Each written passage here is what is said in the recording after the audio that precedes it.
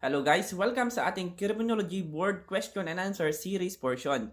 So meron tayong question dito under Traffic Management.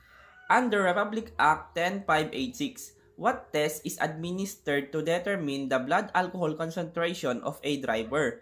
Letter A, field sobriety test. Letter B, chemical test. Letter C, drug screening test. And letter D, drug confirmatory test. Ang sagot po natin sa tanong na to ay letter B, chemical test. Ang chemical test ay ito po yung pag-examine sa breath, saliva, urine, or blood of a driver to determine the blood alcohol concentration. Now, meron tayong machine na ginagamit dito sa pag-examine sa breath. Ito yung tinatawag natin na alcohol breath analyzer. Dito po sa alcohol breath analyzer test, mayroon po tayong dalawang parameters dito. Una is yung parameters sa mga non-professional drivers. Kailangan, ang limit po ng mga non-professional drivers ay 0.05%.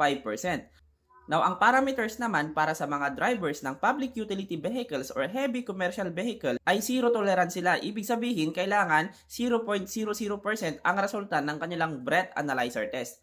Now, let's proceed sa field sobriety test. Ang field sobriety test ay ito naman yung ginagawa sa mga drivers bago sila i-examine ng chemical test.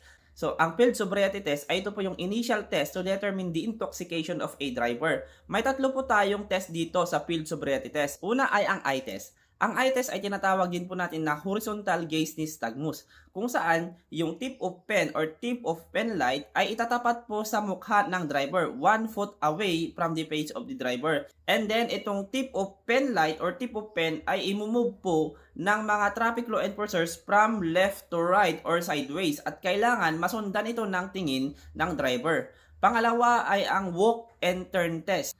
Ang walk and turn test naman ay ito po yung paglakad ng drivers from heel to toe within a 9 steps in a straight line at pabalik po siya. Then kailangan hindi po siya matumba. Then ang pangatlong test po dito sa field sobriety test ay ang one leg stand kung saan yung driver tatayo po siya within his 1 foot. And then yung other foot niya, i-raise po niya within 6 inches. And then yung arms niya ay i-raise po niya within sideways. At kailangan hindi po siya matumba within 30 seconds. Ang drug screening test naman ay ito po yung rapid na pag-examine sa saliva, urine, or blood ng driver para malaman kung siya ay under the influence of drugs. Then kung positive siya dito, mag-undergo po siya ng tinatawag natin na drug confirmatory test. Then ang drug confirmatory test naman ay ito po yung pag-confirm sa positive result ng drug screening test kung saan gagamit ang ating mga examiner ng gas chromatography mass spectrometry test. Ayan po yung ating short discussion ngayon and see you tomorrow for our next video.